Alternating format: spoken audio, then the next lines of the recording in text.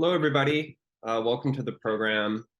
Today, we're excited to do something a little bit different. We're going to present a public talk that was given here at the University of Hawaii at Manoa by Dr. Keita Takayama. The title of his talk was Interrupting Global Economy of Academic Knowledge. And we thought that this was quite interesting and wanted to include it on the program. In this talk, he discusses his experiences as an editor of two academic journals, the Asia Pacific Journal of Teacher Education and Discourse Studies in the Cultural Politics of Education. And his discussion is really a kind of reflexive discussion regarding the ethics of peer review, the ethics of editorial work with academic journals, in relation to the desire that he and his colleagues have had and their intentions to include more scholarship from researchers outside of the English-speaking academic world. And he presents a series of what he calls uncomfortable moments. These are sort of moments where he's thinking at different levels of reflexivity about, I guess you could say, the barriers that are encountered by researchers and scholars outside of the English-speaking academic world when they submit their work to one of these transnational research journals. And he also provides some ways of thinking about reorganization of editorial practices that might open up the space a bit more to include more work by folks outside of the sort of dominant Anglophone world that's hegemonic in academia and in academic knowledge production. So we hope you enjoy this and find it interesting. We have a couple more episodes already completed, and we're looking forward to releasing those in the coming weeks. So thank you for tuning in, and we'll look forward to creating more content. Yep, take care. So, Interrupting Global Economy Academic Knowledge, course editorship for 2 international education journals and 3 uncomfortable moments. I guess I'm sharing some uncomfortable experiences that I have had as an editor, and I don't have any answer to the dilemma that I'm faced at the moment. But this is an invitation for you to think through those issues with me.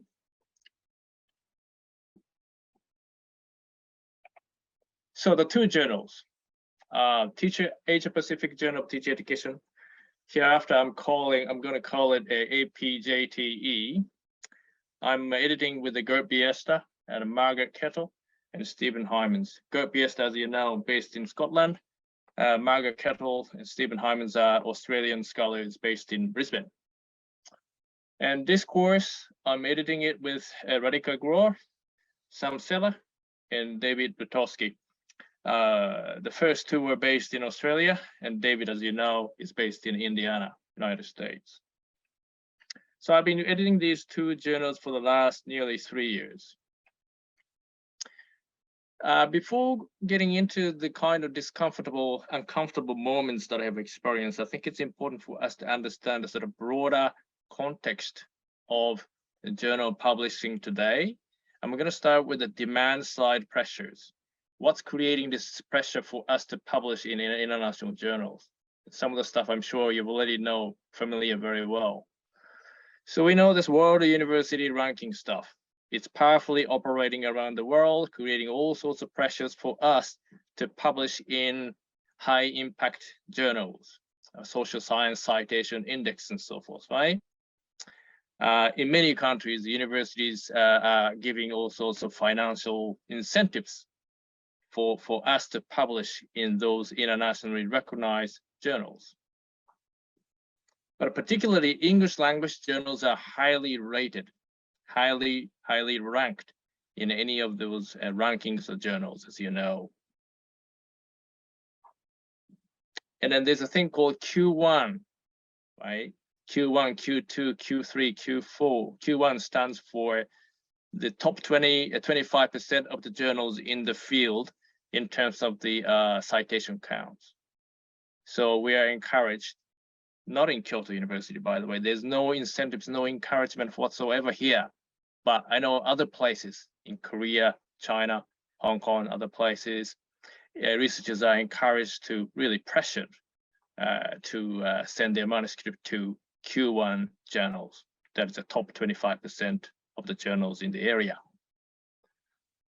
And we're seeing drastic increase in manuscript submissions from non-English speaking. Hereafter, I'm going to call it world language speaking. That's WLS, world language speaking, basically meaning non-English speaking, world language speaking countries. So on the slide, on the right side of the slide, you see some information about the two journals that I'm editing. The top one is APJTE. As you can see, right here, it's 5% acceptance rate. That's extremely low. 5 articles in 100. That's really difficult, right? So this must be really good, highly competitive journal, you would think. And Discourse, on the other hand, has a 25% of the acceptance rate. That's still difficult, 1 in 4. So you see the Q1, so both journals has a Q1 status. And that's a big thing in Australia in particular. I'm not sure how big it is in America.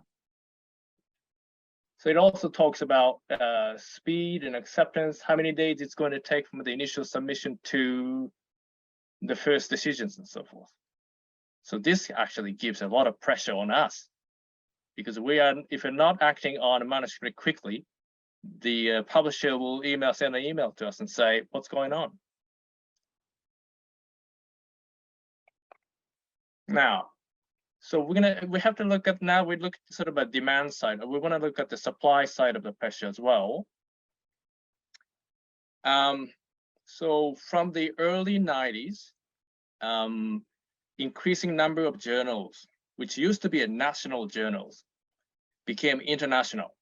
But what was happening behind that in the 90s is that a lot of Australian and UK universities were experiencing significant funding cuts as a result of the neoliberal higher education reform at the time.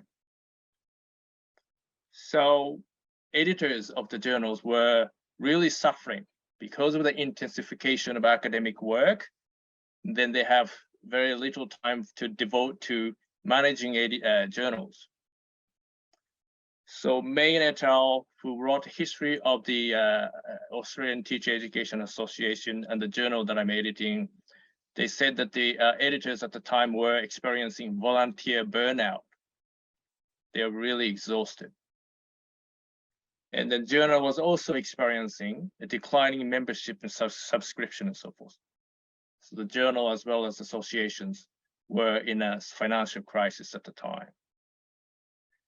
Then multinational offshore publishing companies approached those journal editors saying, well, we can offer you comprehensive editorial and admin support, as well as financial incentives if you meet certain criteria, subscription goals. So many journals in Australia and the UK joined the wagon basically to sign a contract with all these multinational offshore publishers. But the publishers are not so, they have certain agenda to pursue. So they want editors to really internationalize the journal. Asia Pacific Journal of Education was formerly known as South Pacific Journal of Teacher Education up until 1996. So to Tyler and Francis, the journal was not international enough. What are you doing? You've got this you've got the Asia north of you guys. That's a huge market for you. How come you're not getting into the market to make more profit? So the publisher really encouraged the editors to, first of all, change the name. What the hell is the South Pacific Journal of Teacher Education? That's not international enough, right? So the journal changed the name in 1996 from South Pacific Journal of Teacher Education to Asia Pacific Journal of Teacher Education. And a very similar thing happened to many other Australian journals. For example, Melbourne Studies in Education, that's based in Melbourne University, it became Critical Studies in Education in 2007 and so forth, right?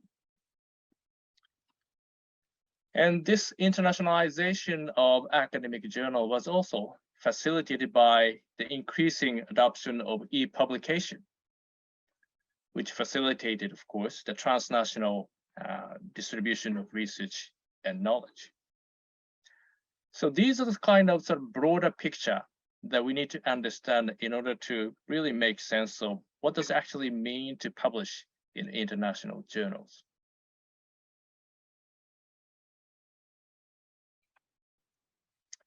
Continuing on with the theme of the broader context of journal editing, journal publishing. So we know that there are now 5 majors in academic journal publishing. They occupy roughly 50% of the market.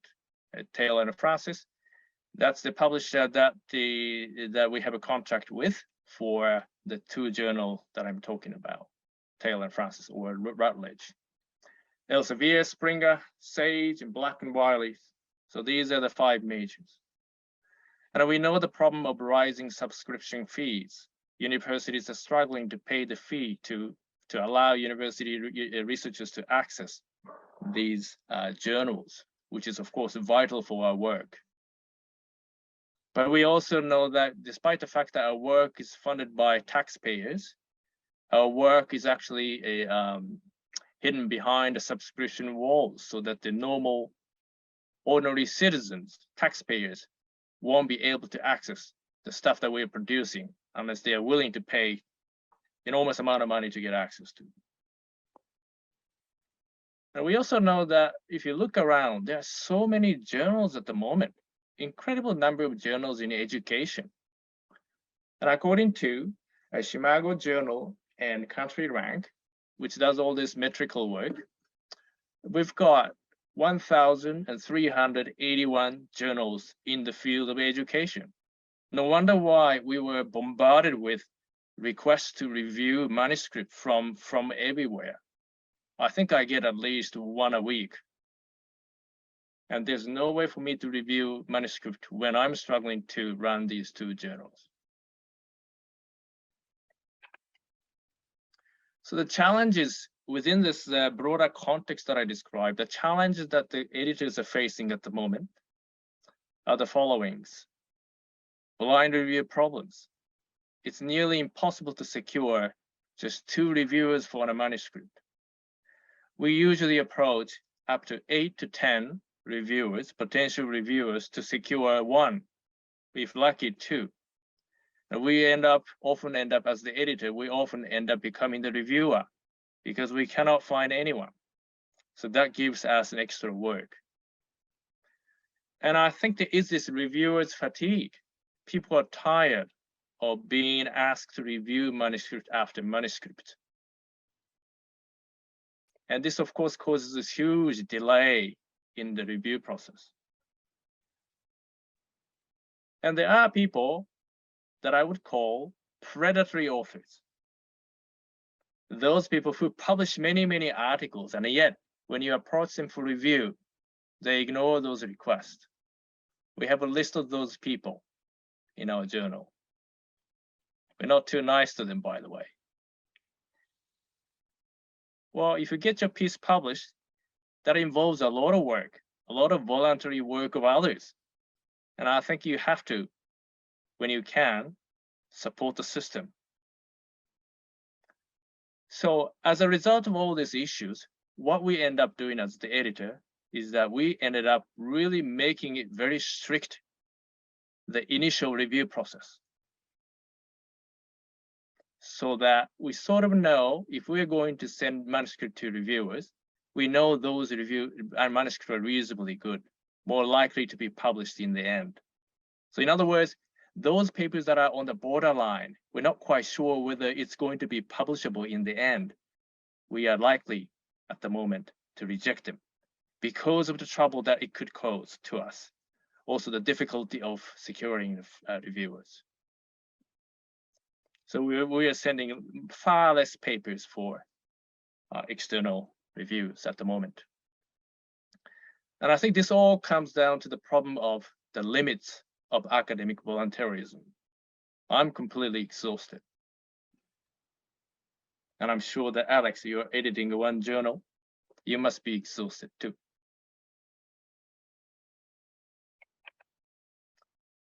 So when I decided to edit these journals, I had a certain agenda. I wanted to do something different in terms of editing the journals. I wanted to create a different kind of space.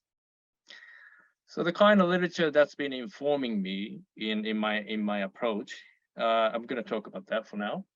So this is Lynn, based in Simon Fraser University.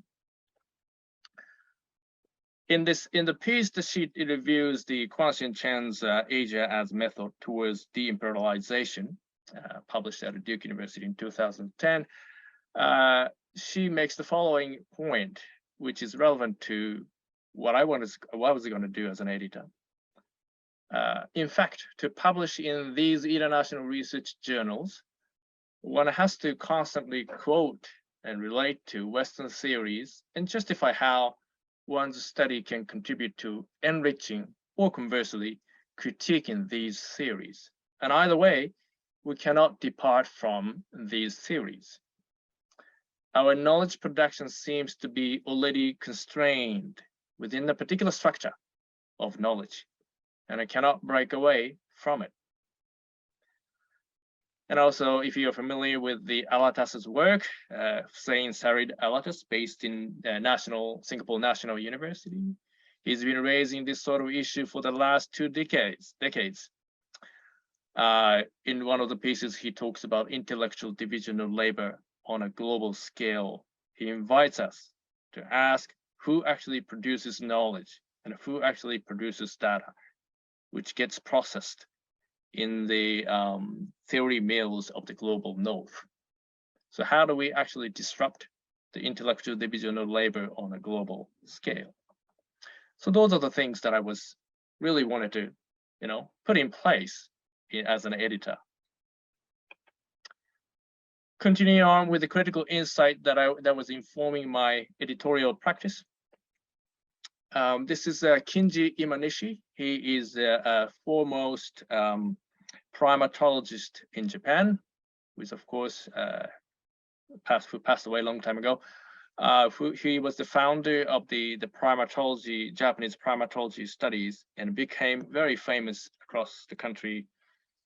And on the right, you see a commentary on Dewar on Imanishi's scholarship. Dewar says something interesting as to why Imanishi's scholarly contribution has long been unacknowledged in the international scholarship of primatology. And he thinks that it has to do with the way in which research is written in Japan.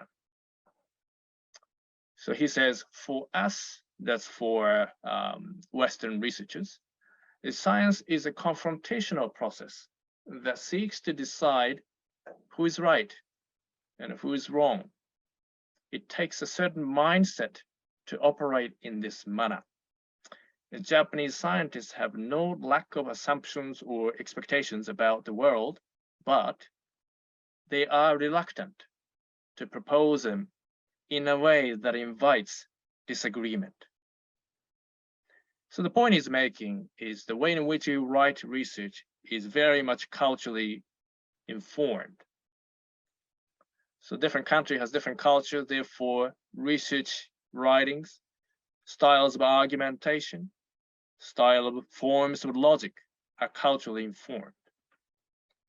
But unless you are culturally sensitive, you might end up not recognizing the considerable scholarly contributions of other scholars.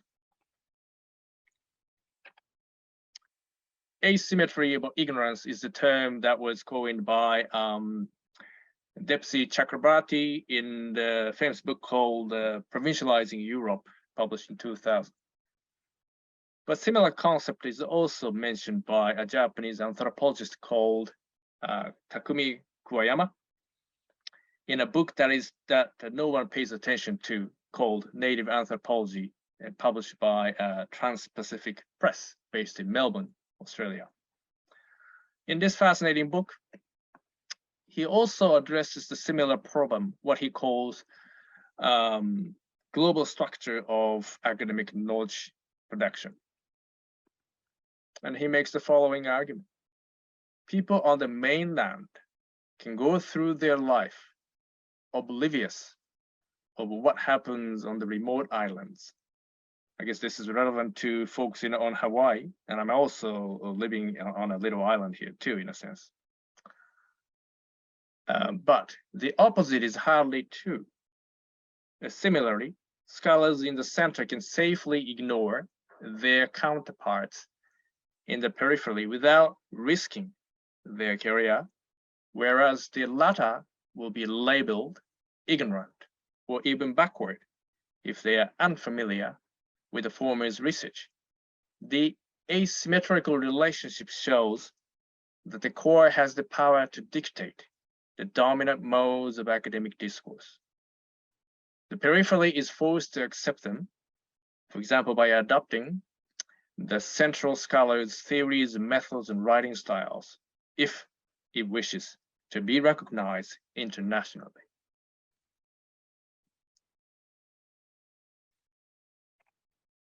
So, informed by this sort of literature, I wanted to do something different. So I was going to do, first of all, to increase the proportion of contributions from WLS, world language speaking countries. I was really keen to do that.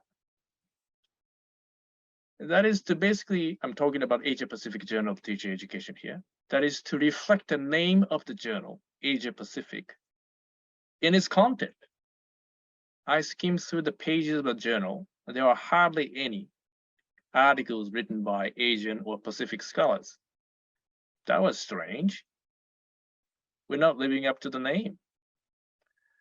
And I wanted to open the journal to different logic forms, modes of thinking, and argumentations and styles of writings. It's easier to say than actually do this, you know. And I wanted to practice the reflexivity on our own positionality, my own positionality, the fact that I'm someone who has been trained in North America and taught in Australia, and now back in Japan. But how much do I know about the different forms of argumentations, different logic forms, styles of writings?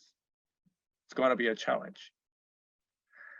And I wanted to suspend as much as possible my own judgments on challenging manuscript that seems absolutely incomprehensible in the first instance. Instead of judging them as incomprehensible or backward, therefore not publishable, I wanted to stop and read it carefully to see if I can make sense and find something interesting in those articles. So in a nutshell, I wanted to create epistemological parity among different national, regional knowledges through my editorship. And I wanted to reposition journal as a nexus where different educational and research knowledges meet. So I was very ambitious. And assuming the editorship of the Asia Pacific Journal of Education, Gert Biest, myself, Margaret Kettle, and Stephen Hyman came up with 8 challenges. We thought that we should say something provocative at the beginning so that people will pay attention to us, right? So one of the 8 challenges, I sort of authored it. It says, we want manuscripts that employ or develop theoretical and methodological resources that are relevant to teacher education, that draw from the experiences of education practice, research, informed by and in engagement with the politics of Global South and North designation. And to be specific, we would hope that an increasing number of submissions will engage explicitly with both the transnational and intranational politics of knowledge production and demonstrate strong reflexivity about what one's research does in relation to such broader politics of knowledge. And this should encourage us to rethink what questions we ask, what theories we draw upon, and whose knowledge our research privileges and marginalizes. So you can see how the literature that I introduced just before this informed the challenge 8 statement, challenge 8. So let's move on to my uncomfortable three uncomfortable moments. Now, here's a data that I was able to obtain from Tyler and Francis, but it's a confidential information.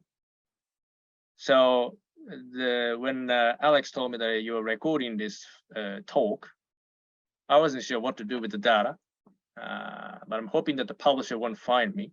Yeah, as long as you keep quiet, they're not going to find me doing this, right? So please, my professional life is on the line at the moment. But I did my best to generalize the data so that you can identify which country. That's as best as I could do. Okay, don't try to guess too much, right? So country CATTIISUIM. So these are the top 10 countries in terms of the number of submissions in 2022. I'm talking about Asia Pacific Journal of Teacher Education here, right? I'm dropping discourse for now. So it says number of submission, number of rejection, and number of acceptance and acceptance rate. It's an interesting data, isn't it? It actually quite shocking. It was quite shocking to me. I mean, it's a thing that you sort of knew as the editor, but you weren't 100% sure until you see the data and you see a clear disparity. So the country C acceptance rate is 1.89. That is so difficult, right? Out of 53 articles submitted to us, we only accepted 1. Whereas second country, that's, oh, by the way, WLS, you know what that stands for? ES, English speaking, okay, ES. So second country A submitted 32 and then 13 were accepted. So interestingly, for folks in this particular country, APJTE is not a hard article, a hard journals to get manuscript in. Acceptance rate is 40%. That's easy, right? And the country TTT, you see the list. So that's in 2022 on the left. And you see a similar trend on the right. That's the data for 2021. You see the English-speaking countries are very much privileged in terms of getting their manuscript published in a journal.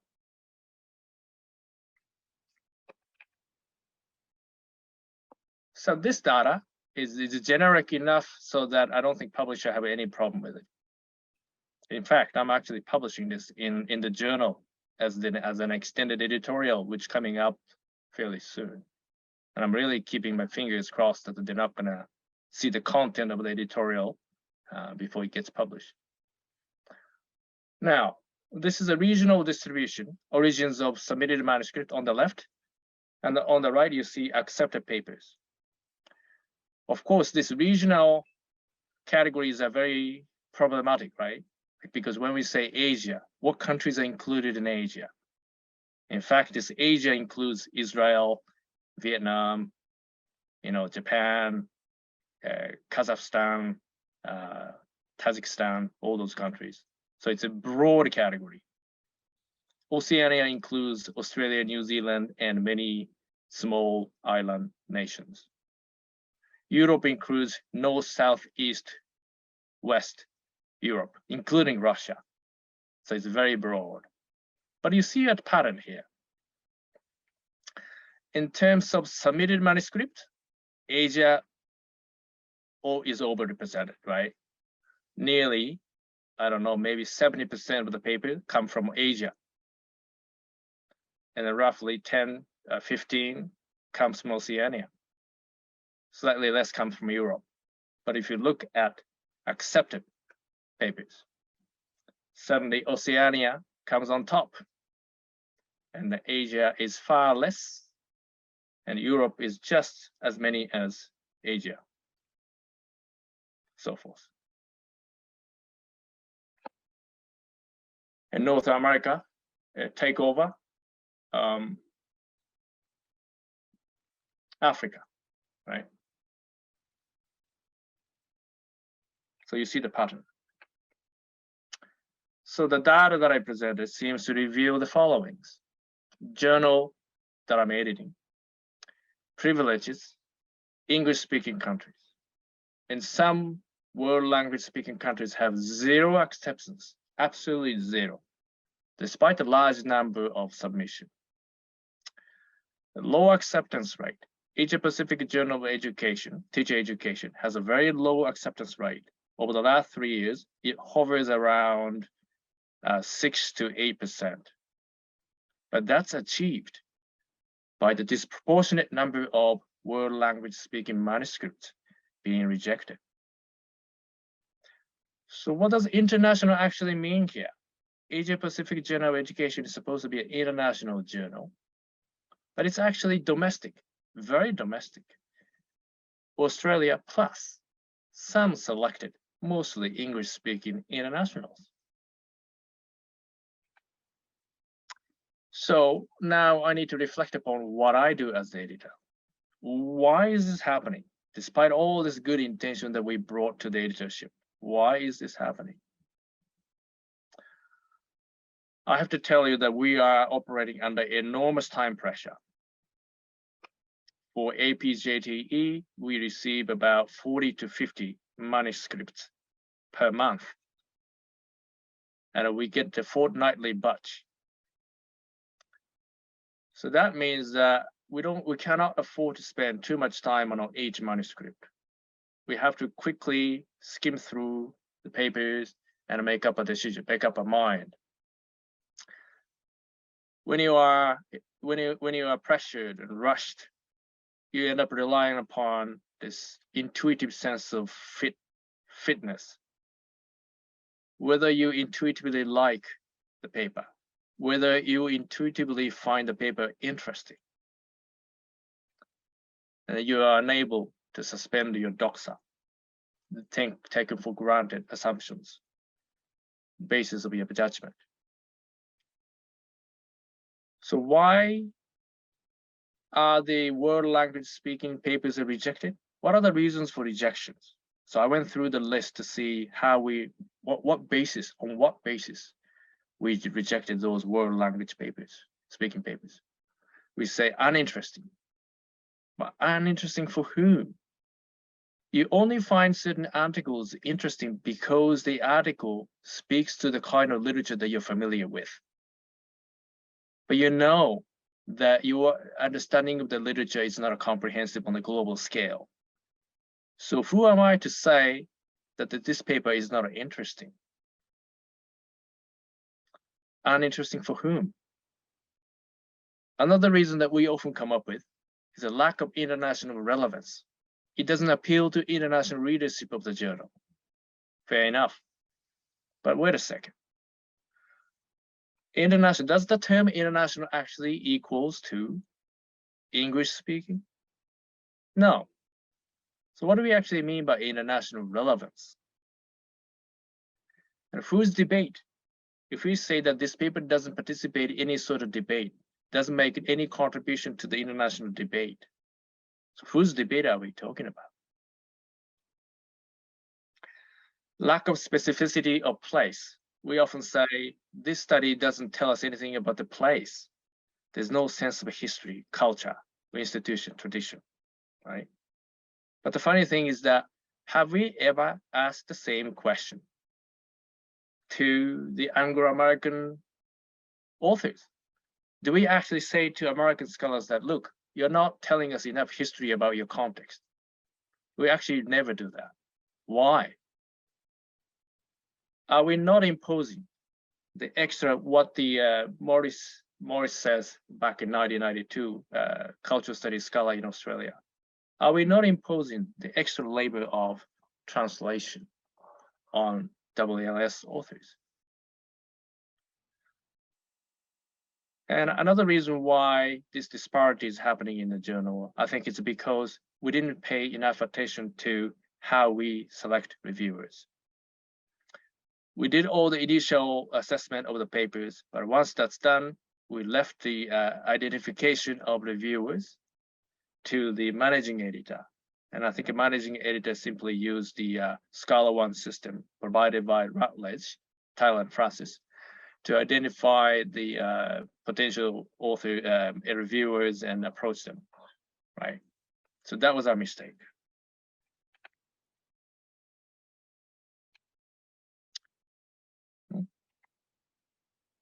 Sorry. Another reason why a lot of world language speaking manuscripts were rejected is this. Many large-scale survey studies were submitted from world language speaking countries. And they are, to us, very instrumental. And most problematically, those studies treat teachers as a composite of variables. And we are particularly interested in the research that takes teachers or teacher educators seriously as human beings who individually, collectively, seeks to make a difference for their students, their communities, and society at large. We actually made an editorial statement not so long ago. And many articles that are submitted from world language speaking countries, in our view, do not treat teachers as human beings. We also found those studies do not give us any sense of smell of the place. In other words, it's almost like if you read those large-scale survey studies, you don't even know the fact that the study was conducted in, say, China or Vietnam at all. There's no sense of place. And we find that deeply problematic. We also suspect that there might be a misconception out there that large-scale quantitative research is the global standard. Hence, they might think that it scores high in international academic publishing journals like ours, which is certainly not the case in Asia-Pacific Journal of Teacher Education. So what we have come to realize here is that our editorial stance actually excluded a large number of world language speaking manuscripts. And this was a very difficult fact for us to fathom. Uncomfortable moment number 2. This is comes from my experience of editing discourse. There was a manuscript which deploys critical discourse analysis in understanding a policy shift in China. 2 reviews came back. One was reasonably positive, but the other was scathingly critical of the lack of any attention to politics.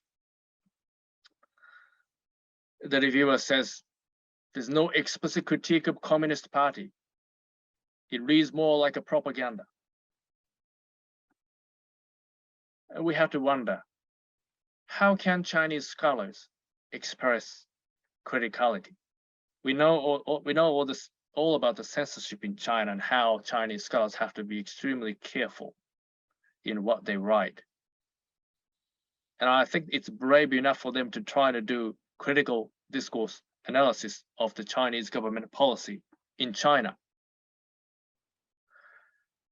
Are we equipped as the editor to read between the lines and appreciate the subtlety in their expression of criticality? So we have to go over the text again and again to really try to understand and appreciate how criticality might be expressed in the piece. In the end, we sought an opinion from a Chinese scholar, singular solely, not a plural.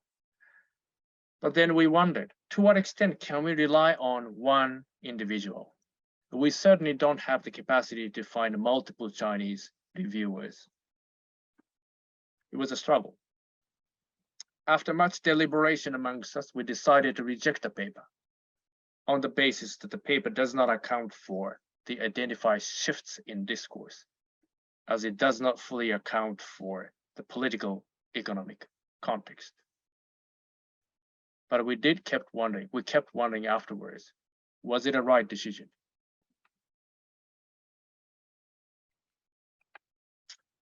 Third uncomfortable moment, this will be the last one, is that when we realize that world language manuscript, one language speaking manuscript that we immediately think interesting are most likely authored by scholars that are trained in North American institutions, now based in places like Hong Kong, South Korea, and China. I immediately thought about the notion of extraversion that the Hotonji cited in the Reverend Cornell's book, Southern Theory. It talks about. Hotonji talks about extraversion in the context of post-colonial Africa, but I think this applies to the discussion here too. So extraversion means, basically refers to the need of the post-colonial African scholars to draw upon the international discourse of research, how that removes their research from the actualities of the context, rendering their research of little relevance for the specific challenges of the locality. So are we not promoting extraversion on a global scale? And then I also think about what Takayama, I mentioned earlier, cited earlier, what he says, what he calls catch-22 of cross-cultural conformity. So he's making this discussion in the context of in the field of anthropology, but this applies to the discussion here too. Compelled to develop and express their ideas according to Anglo-American pattern in order to reach the international community beyond their own, whatever originality they might have possessed tends to be filtered out in the process. Thus, anthropologists outside the core countries are caught in a catch-22 of cross-cultural conformity. So how do we, as the editors of the journal, how do we make sure that we are not encouraging production of meaningless research to the local context around the world?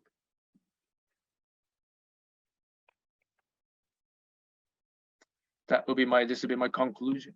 Well, it doesn't really conclude, it's still wide open. So what are we going to do? What am I going to do as the editor of the journal? I've decided to write all this up, all these uncomfortable moments, the disturbing data, the kind of stance that we have, and why we inadvertently excluded many number of manuscripts from world language speaking countries and so forth. The stuff I talked about up to this point, I wrote them all up and decided to publish, to invite potential contributors to the journal, as well as the readers, to start talking about all these issues. So in the last volume, Asia Pacific Journal of Teacher Education, this is actually a 50th anniversary of the journal.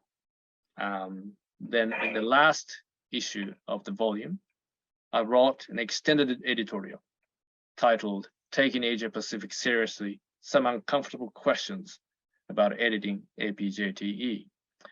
In that piece, I try to be very explicit about the kind of vision that we have as the editors. You know, the importance of not treating teachers as just a variable, for example. Treat teachers as human beings. Be explicit about our vision and the kind of research we are interested in and the kind of research that we are not interested in. We thought we should be absolutely explicit about what we are trying to solicit. So I made a call for world language speaking manuscript that take teachers seriously as human beings. Also, manuscripts that bring to the surface the meaningful differences in educational practice theory and institutions that would enable us to estrange, making strange what is taken for granted. So I'm keen to continue more discussion on the discomfort that I have experienced as ETA, and giving a presentation today on this topic is part of that effort to create more conversation on those issues that I think are quite relevant to many early career researchers like yourself who are going to start publishing your research. Thanks very much for listening.